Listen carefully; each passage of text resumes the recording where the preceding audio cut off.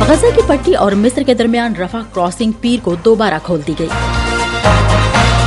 اسرائیلی اقدامات وحشیانہ رویے کی عکاسی کرتے ہیں، ایرانی وزارت خارجہ۔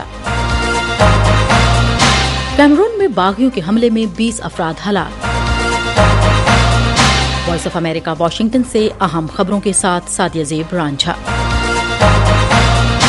عسکریت پسند گروہ حماس نے کہا ہے کہ غزہ کی پٹی اور مصر کے درمیان سرحدی چوکی رفح کراسنگ پیر کو دوبارہ کھول دی گئی ہے تاکہ غیر ملکیوں، دوہری شہریت رکھنے والوں اور زخمی فلسطینیوں کو غزہ سے نکلنے کی اجازت دی جا سکے۔ زخمی فلسطینیوں کو لے جانے والی 6 ایمبولینسز گاڑیاں رفح بارڈر کراسنگ سے پیر کو مصر پہنچی۔ اس سے قبل ٹرمینل کو گزشتہ ہفتے بدھ، جمعرات اور جمعے کو 3 روز کے لیے کھولا گیا تھا۔ وائٹ ہاؤس نے اتوار کو اعلان کیا کہ غزہ کی پٹی سے 300 سے زائد امریکیوں اور ان کے اہل خانہ کو نکال لیا گیا ہے۔ برطانوی حکومت نے پیر کو کہا کہ 100 کے قریب برطانوی شہری بھی رفح کراسنگ کے ذریعے غزہ کی پٹی سے باہر نکلنے میں کامیاب ہوئے ہیں۔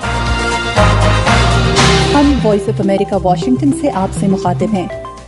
ایرانی وزارت خارجہ کے ترجمان نے اسرائیل اور حماس جنگ میں اسرائیلی اقدامات کو وحشیانہ رویہ قرار دیا ہے۔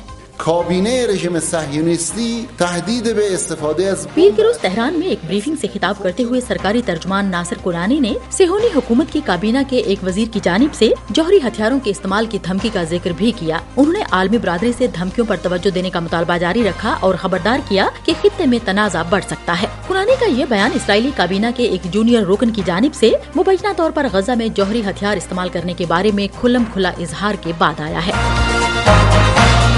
اسرائیلی فورسز نے 1 ماہ سے جاری فوجی کارروائی کے بعد غزہ کو شمالی اور جنوبی حصوں میں تقسیم کر دیا ہے۔ اقوام متحدہ کے اداروں اور بین الاقوامی فلاحی اداروں نے ایک غیر معمولی مشترکہ بیان میں غزہ میں انسانی ہمدردی کی بنیادوں پر جنگ بندی کا فوری مطالبہ کیا ہے۔ بیان میں کہا گیا ہے کہ تقریباً 1 ماہ سے دنیا اسرائیل اور زیر کنٹرول فلسطینی علاقے میں خراب ہوتی صورتحال کو صدمے اور حیرانی سے دیکھ رہی ہے، جہاں ہر روز سینکڑوں جانیں ضائع اور املاک تباہ ہو رہی ہیں۔ غزہ میں حماس کے زیر انتظام وزارت صحت کے مطابق فلسطینیوں کی ہلاکتوں کی تعداد 10,000 سے تجاوز کر گئی ہے، جن میں سے 4,000 سے زیادہ بچے اور نابالغ ہیں۔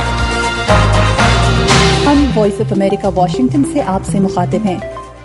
اسرائیلی وزیراعظم بینجمن نیتن یاہو کا کہنا ہے کہ حماس کے ہاتھوں یرغمال بنائے گئے افراد کی واپسی تک جنگ بندی نہیں ہوگی۔ فوری جنگ بندی کی کوششوں کے سلسلے میں امریکی وزیر خارجہ اینٹونی بلنکن نے گزشتہ چند روز میں خطے کا دورہ کیا۔ انہوں نے ترک وزیر خارجہ حاکان فیدان، عراقی وزیر اعظم محمد شیع السودانی اور فلسطینی اتھارٹی کے صدر محمود عباس سے ملاقاتیں کی ہیں۔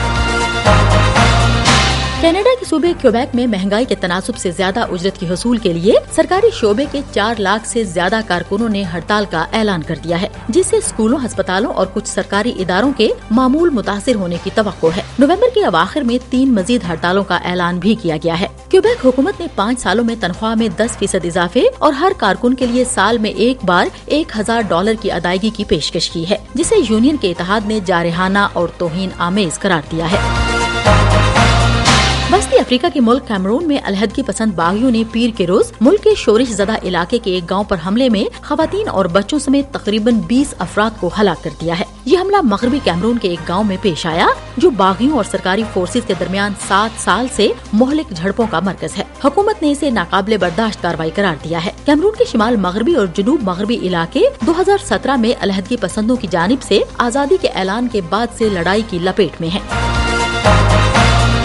اور امریکی وزیر خزانہ جینٹ یالن اس ہفتے 2 روزہ مذاکرات کے لیے چینی نائب وزیر اعظم کی میزبانی کریں گی۔ یہ ملاقات جمعرات اور جمعے کو سین فرانسسکو میں ہونے والے ایشیا پیسیفک اکنامک کوآپریشن سمٹ سے قبل طے کی گئی ہے اور یہ امریکی اور چینی حکام کے درمیان اعلیٰ سطحی مذاکرات کے سلسلے میں تازہ ترین ہے، جس کا مقصد دونوں طاقتوں کے درمیان تناؤ کو کم کرنا ہے۔ توقع ہے کہ مذاکرات میں یالن ماحولیاتی تبدیلی اور دیگر عالمی چیلنجز پر تعاون کے لیے زور دیں گی۔ اگلے ہفتے ایپیک سربراہی اجلاس کے موقع پر صدر جو بائیڈن اور چینی رہنما شی جن پنگ کے درمیان ملاقات متوقع ہے۔ اس کے ساتھ ہی اہم خبروں کا یہ بلیٹن اب ختم ہوتا ہے۔ سعدیہ زیب رانجھا اور ایڈیٹر ندیم یعقوب کو اجازت دیجیے۔